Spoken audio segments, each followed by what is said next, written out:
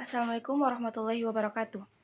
Kami dari kelompok 3 ingin menjelaskan hasil diskusi kelompok kami mengenai faktor internal dan eksternal dalam kasus yang dialami oleh Nita. Faktor internal adalah faktor yang berasal dari dalam diri individu. Dalam kasus Anita, beberapa faktor internal yang mungkin mempengaruhi perkembangannya. Yang pertama, motivasi. Anita disebutkan sebagai anak yang cerdas, namun terkadang kurang termotivasi.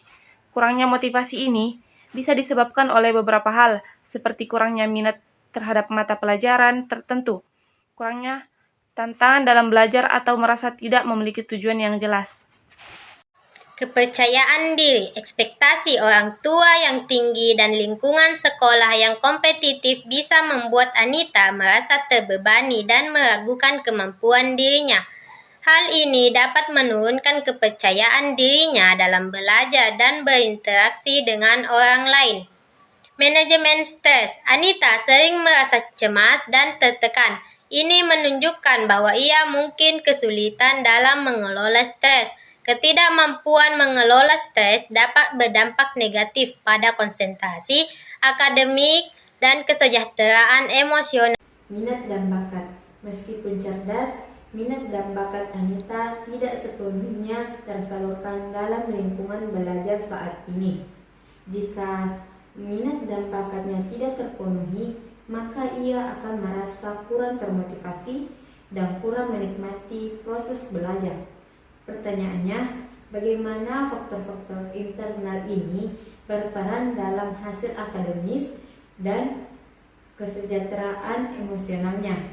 Jawabannya yaitu kurangnya motivasi yang dapat menyebabkan Anita kurang berusaha dalam belajar sehingga berdampak pada hasil akademiknya. Rendahnya kepercayaan diri dapat menghambat kemampuan Anita untuk mengambil risiko, mencoba hal-hal baru, dan berinteraksi dengan orang lain. Hal ini dapat berdampak negatif pada kesejahteraan emosionalnya. Ketidakmampuan mengelola stres dapat menyebabkan gangguan tidur, kesulitan berkonsentrasi, dan penurunan kinerja akademik. Minat dan bakat yang tidak tersalurkan dapat membuat Anita merasa bosan dan frustasi sehingga berdampak pada motivasi belajarnya. Analisis faktor eksternal. Faktor eksternal adalah faktor yang berasal dari luar individu. Dalam kasus Anita, beberapa faktor eksternal yang mungkin berdampak pada perkembangannya adalah lingkungan keluarga. Yang pertama, ekspektasi orang tua. Ekspektasi orang tua yang tinggi dapat menjadikan beban bagi Anita. Terus yang kedua, waktu bersama keluarga.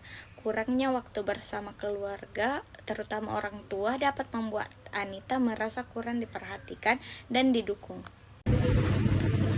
Yang kedua, lingkungan sekolah.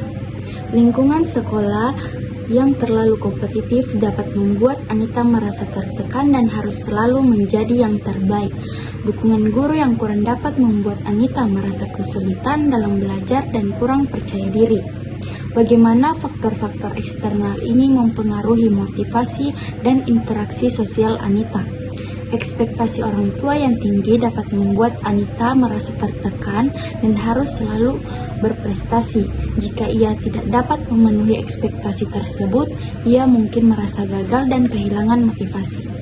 Kurangnya waktu bersama keluarga membuat Anita merasa kesepian dan kurangnya dukungan emosional. Hal ini berdampak pada motivasi dan kemampuannya untuk berinteraksi dengan sekitarnya atau lingkungannya.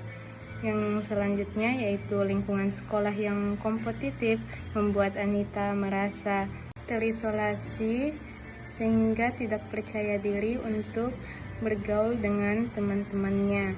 Selanjutnya yaitu dukungan guru yang kurang sehingga membuat Anita merasa tidak diperhatikan dan kurang termotivasi untuk belajar.